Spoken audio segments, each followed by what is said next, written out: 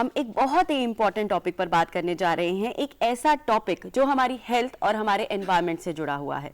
जी हाँ दर्शकों, माइक्रोप्लास्टिक एक ऐसी समस्या है जो हमारे आसपास हर जगह मौजूद है। बिल्कुल, तो माइक्रोप्लास्टिक हमारी हेल्थ के लिए एक बड़ा खतरा बनता जा रहा है और इससे हमें बचना बहुत जरूरी है। और इसी से जुड़े महत्वपूर्ण विषय माइक्रोप्लास्टिक और इसके मानव स्वास्थ्य पर प्रभाव के बारे में हमारे साथ चर्चा करने के लिए आज मौजूद हैं दिल्ली के जीबी पंत हॉस्पिटल के professor cardiologist doctor Vishal Batra जी। डॉक्टर विशाल बत्रा, आपका बहुत बहुत स्वागत है हमारे डीडी मॉर्निंग शो में। तो सबसे पहले तो हम आपसे यही जानना चाहेंगे कि माइक्रोप्लास्टिक होता क्या है और ये कैसे हमारे एनवायरनमेंट तक पहुंचता है। देखिए, माइक्रोप्लास्टिक वो प्लास्टिक का कण है जो 5 mm से कम लेंथ में होता है और ये कई तरीकों से हमारे एनवायरनमेंट में और हमारे शरीर में पहुंचता है। एक तो अगर ये बनाया जाए किसी रूप में, अगर प्लास्टिक की मैन्युफैक्चरिंग हो रही है और वो मैन्युफैक्चरिंग में माइक्रोप्लास्टिक ही बन रहा है, जैसे हमारे कॉस्मेटिक मटेरियल्स होते हैं, बीड्स होते हैं, कई सारे फाइबर्स होते हैं कपड़े के, नाइलॉन और पॉलिएस्टर फाइबर्स, तो उसमें माइक्रोप्लास्टिक का इस्तेमाल होता है बनाने में।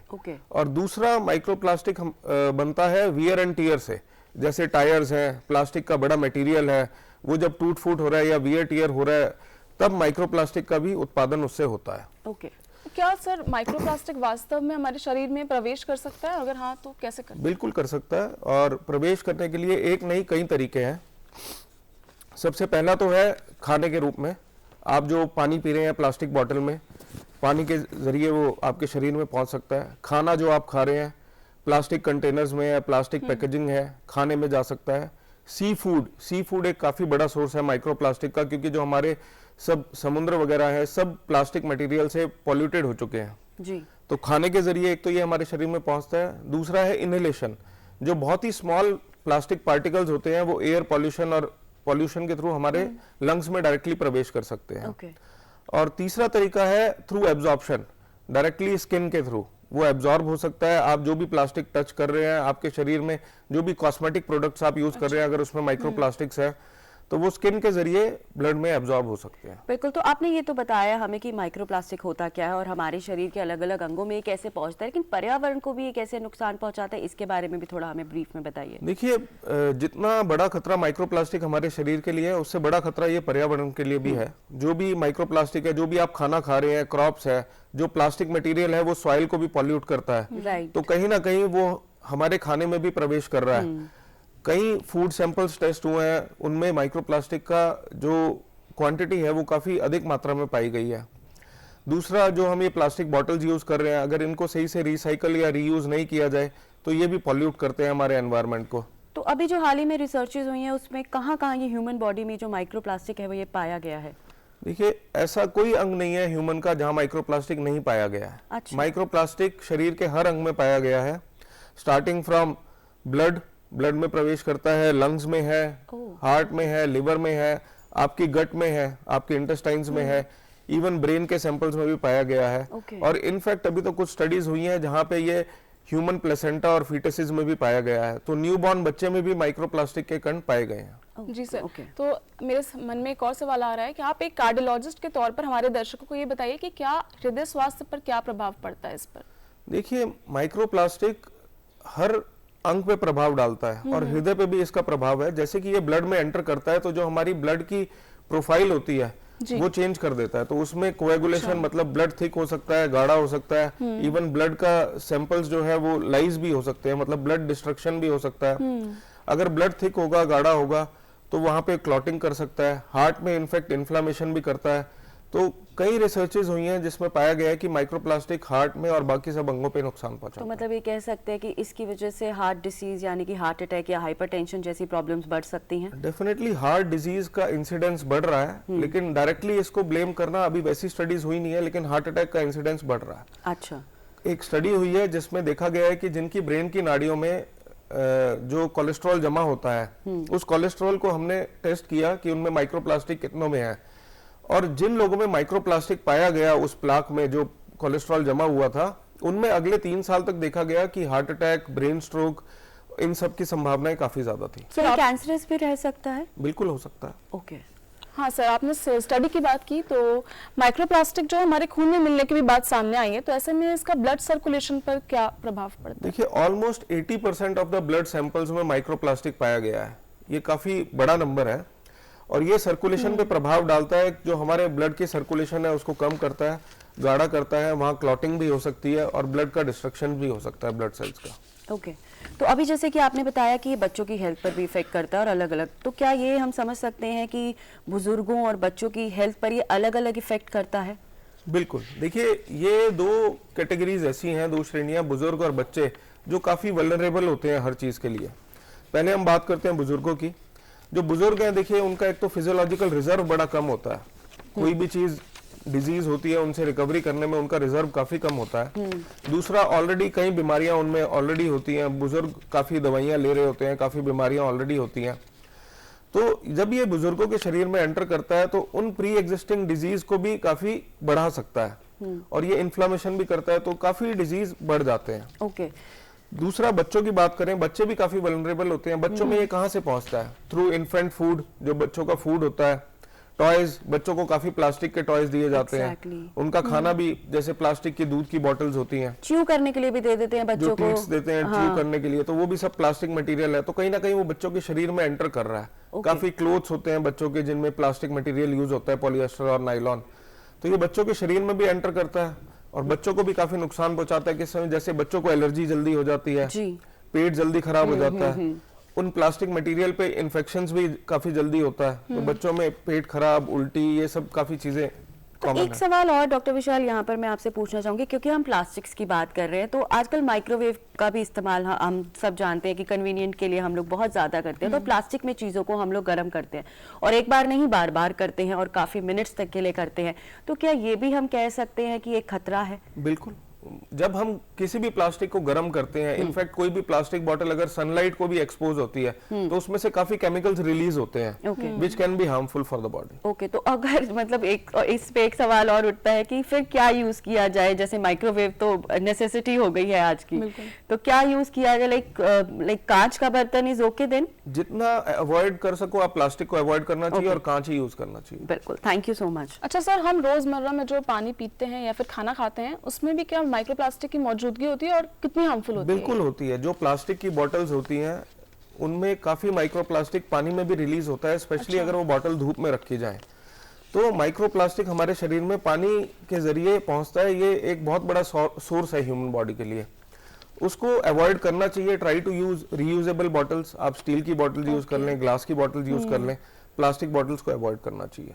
बिल्कुल ठीक है। और हम देखते हैं आजकल ज्यादातर कन्वीनियंट के लिए हम लोग ज्यादातर प्लास्टिक की ही बॉटल्स का इस्तेमाल करते हैं पानी पीने के लिए, तो मतलब आपके हिसाब से वो खतरनाक है? बिल्कुल खतरनाक। तो उसे हमें या तो तांबे की बॉटल या फिर कांच की बॉटल पर शिफ्ट कर देना चाहिए। बिल्कुल। तो क्या माइक्रोप्लास्टिक के कारण अगर हम ये माने तो सूजन, इन्फ्लेमेशन जैसी भी प्रॉब्लम्स बढ़ सकती हैं जो हमारे स्वास्थ्य के लिए हानिकारक हैं? देखिए, कोई भी पार्टिकल अगर हमारी बॉडी में जाता है, बॉडी उसको फॉरेन बॉडी की तरह ट्रीट करती है। तो कोई भी मटेरियल गया, भले वो एक बैक्टीरिया है, वायरस है या कोई भी प्लास्टिक है, तो वो फॉरेन बॉडी की तरह जब ट्रीट होता है तो शरीर उसको फॉरेन बॉडी की तरह एक इम्यून रिस्पांस क्रिएट होता है जो हमारा इम्यून सिस्टम क्रिएट करता है। तो उसमें क्या होता है कि इन्फ्लामेशन आती ही है। जो इम्यून रिस्पांस क्रिएट करता है वो बॉडी के सेल्स जाते हैं और वहां इन्फ्लामेशन बढ़ाते हैं।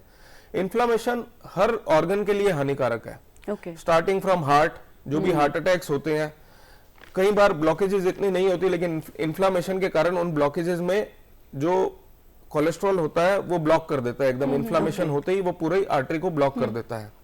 सेम इन ब्रेन, इन्फ्लामेशन होती है तो स्ट्रोक हो जाता है। हमारी आंतों में अगर इन्फ्लामेशन होगी तो हमारे गट माल एब्जॉर्ब करेगी, जो खाना है हम उसको पचा नहीं पाएंगे। लिवर में इन्फ्लामेशन होगी तो फैटी लिवर जैसी समस्याएं होंगी।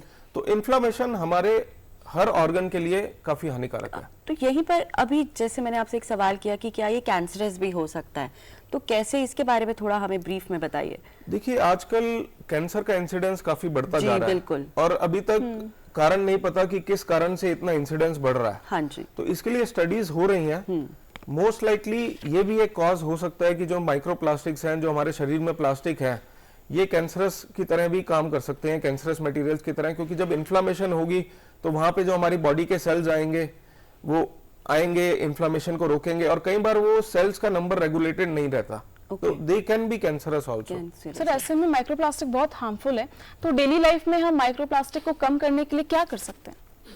देखिए काफी सारी चीजें हैं जो आप कर सकते हैं। सबसे पहले तो आपको पानी की बोतल से ही स्टार्ट करना चाहिए, क्योंकि सबसे ज्यादा माइक्रोप्लास्टिक हमारे शरीर में पानी की बोतल से ही आ रहा है। आप प्लास्टिक बॉटल्स का यूज करना छोड़ दीजिए। दूसरी चीज, shift to some other bottles या डायरेक्टली टैप वाटर लीजिए। तीसरा, हमारे खाने में try to shift to organic food, या फिर जो बिल्कुल ही हार्मलेस जगह से बना हो। अच्छा। आप सी फूड में भी कट डाउन कर सकते हैं ताकि प्लास्टिक की मात्रा कम हो। फिर जो भी कॉस्मेटिक मटेरियल्स हैं उनमें माइक्रोप्लास्टिक की मात्रा काफी पाई गई है, तो आप देख लीजिए किस कॉस्मेटिक मटेरियल में माइक्रोप्लास्टिक है। Try to use safer alternatives, organic products हैं जो भी। फिर कपड़ों में और लॉन्ड्री में try to minimize use of polyester clothes या फिर नाइलन क्लोथ्स, जिसमें माइक्रोप्लास्टिक काफी अमाउंट में यूज होता है। ओके, आप सेफर ऑल्टरनेटिव्स पे चले जाइए, वुलन क्लोथ्स, कॉटन क्लॉथ्स। हाँ जी, बिल्कुल। तो ये काफी चीजें हैं जहां हम कट डाउन कर सकते हैं। कट डाउन कर सकते हैं, बिल्कुल। तो ऐसी कोई टेक्नोलॉजी है जिससे हम जो माइक्रोप्लास्टिक अगर हमारी बॉडी में है तो उसे हम निकाल सकते हैं? देखिए अभी तक ऐसी कोई टेक्नोलॉजी नहीं बनी है जो माइक्रोप्लास्टिक हमारे अंदर चला गया है हम उसको निकाल सके। मतलब खुद ही हमें सेफ्टी रखनी है। बिल्कुल, but best part is we have to minimize the use. सबसे पहले हम यूज मिनिमाइज करेंगे, पानी की बॉटल्स कम यूज करें। प्लास्टिक जो कंटेनर्स हैं, हमारा फूड पैक हो रहा है, कितने प्लास्टिक डब्बों में बाहर से पार्सल आ रहा है खाने का, दैट शुड बी अवॉइडेड। जो प्लास्टिक की बॉटल्स में आप दूध ले रहे हैं या प्लास्टिक के थैलियों में दूध ले रहे हैं, उसको आप अवॉइड कर सकते हैं। डेली यूज का जो प्लास्टिक है, आप कुछ भी सामान ला रहे हैं वहां आप मिनिमाइज कर सकते हैं। आप देखें पहले टाइम में कपड़े के थैले यूज होते थे सब्जियां लाने के लिए, लेकिन आज आप नहीं देखते। तो ये प्लास्टिक मटेरियल हमें ही कट डाउन करना पड़ेगा, तभी हम कम कर सकते हैं। बिल्कुल। बीच में कभी कभी मुहिम भी लगाई जाती है कि से नो टू प्लास्टिक, लेकिन फिर हम दोबारा से जो है फिर वापस से प्लास्टिक पे आ जाते हैं। तो आई थिंक ये ह्यूमन बॉडी के साथ साथ एनिमल्स वगैरह के लिए भी, जो बाकी है उन लोगों के लिए भी बहुत खतरनाक हो सकता है। Plastic human body, environment, animal body, हर किसी के लिए हार्मफुल है। एनवायरमेंट में आप एनवायरमेंट पॉल्यूशन कर रहे हैं प्लास्टिक यूज करके, चाहे वो प्लास्टिक बॉटल्स हैं, प्लास्टिक बैग्स हैं, या कुछ भी प्लास्टिक का सामान है, तो वही पॉल्यूशन कहाँ जा रहा है? सॉइल में जा रहा है, वही प्लांट्स में आ रहा है, आपके खाने में आ रहा है। आप प्लास्टिक का रीयूज कर रहे हैं, तो जब रीयूज होता है प्लास्टिक, वो सनलाइट को एक्सपोज होता है, और जब रीयूज प्लास्टिक होता है तो उसमें बैक्टीरियल कॉन्टेमिनेशन की भी खतरा बढ़ जाता है। तो उसमें आपके शरीर में बैक्टीरिया प्रवेश करेगा, इन्फेक्शंस होंगे, वो सब चांसेस भी काफी ज्यादा बढ़ जाते हैं। सर मेरा इसे पर आपका सवाल था कि समाज को मिलकर और क्या क्या करना चाहिए माइक्रोप्लास्टिक को कम करने के लिए? देखिए समाज को मिलकर सबसे पहले तो कम करना चाहिए प्लास्टिक का यूज। दो तीन चीजें हैं जहां हम कर सकते हैं। सबसे पहले तो कम करना है, रिड्यूस करना है। We have to reduce the use of microplastic. सबसे पहले तो हमें जो यूज कर रहे हैं पानी की बॉटल्स, वो बंद कर देनी चाहिए। प्लास्टिक कंटेनर्स और प्लास्टिक में जो खाना आ रहा है उसको आपको कम कर देना चाहिए। और जो भी प्लास्टिक में आप सामान यूज कर रहे हैं, जहां आप ट्राई कर सकते हैं उसको कम कीजिए। जैसे कॉस्मेटिक प्रोडक्ट्स हैं, प्लास्टिक के पॉलीथीन बैग्स हैं, जितना आप हो सके उसको कम कीजिए। दूसरा, उसको रिसाइकल कर सकते हैं। जो भी प्लास्टिक आ रहा है, प्लास्टिक बॉटल्स है, प्लास्टिक का सामान है, अगर उसको सही तौर पे रिसाइकल किया जाएगा या रीयूज किया जाएगा, तो जो प्लास्टिक का अमाउंट है एनवायरनमेंट में, ह्यूमन बॉडी में, सब कम हो जाएगा। तो रिसाइकल के लिए वो प्लास्टिक प्रॉपरली उस रिसाइकल प्लांट में जाना चाहिए। जो एक और चीज है सोसाइटी कर सकती है कि क्लीन अप ड्राइव्स। आप अपने सोसाइटी, अपने एरिया में जो प्लास्टिक पॉल्यूशन है, प्लास्टिक की गंदगी फैली हुई है, उसको आप क्लीन अप ड्राइव्स कर सकते हैं।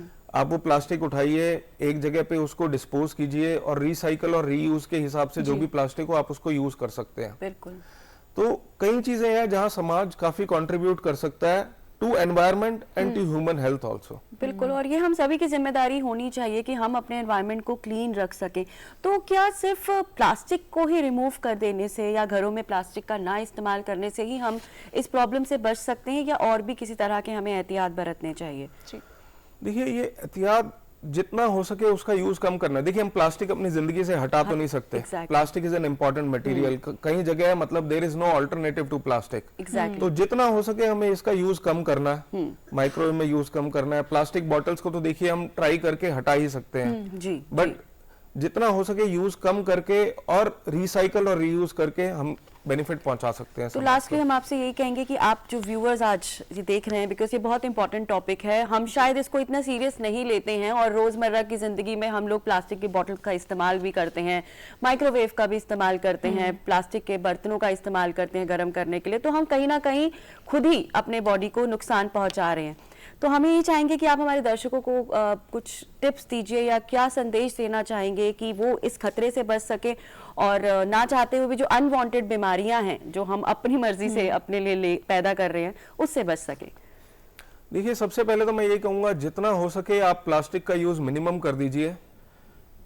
वो आपके शरीर, आपके एनवायरनमेंट सबके लिए ही बेनिफिशियल होगा। प्लास्टिक का यूज मिनिमल करके ही हम अपने शरीर को सेफ रख सकते हैं। चाहे वो प्लास्टिक बॉटल्स हो, प्लास्टिक कंटेनर्स हो, आप बाहर से खाना ला रहे हैं उसमें भी आप अवॉइड कीजिए। जितना हो सके आप रीयूजेबल चीजों का यूज कीजिए और प्लास्टिक अवॉइड कीजिए। Okay, thank you so much. Thank you Vishal Batra, आपने हमें माइक्रोप्लास्टिक और इसके मानव स्वास्थ्य के प्रभाव के बारे में इतनी महत्वपूर्ण जानकारी दी। अब हम इस समस्या को लेकर और ज्यादा जागरूक हो गए, बिल्कुल अवेयर हो गए हम इसको लेके। And thank you so much doctor Vishal Batra, आज आप हमारे डीडी मॉर्निंग शो में आए और बहुत ही इंपॉर्टेंट, कह सकते कॉमन है, बहुत ही आम जिंदगी से जुड़ा हुआ है, लेकिन बहुत इंपॉर्टेंट टॉपिक है जिसके बारे में आज आपने हमें जानकारी दी। Thank you so much sir, thank you.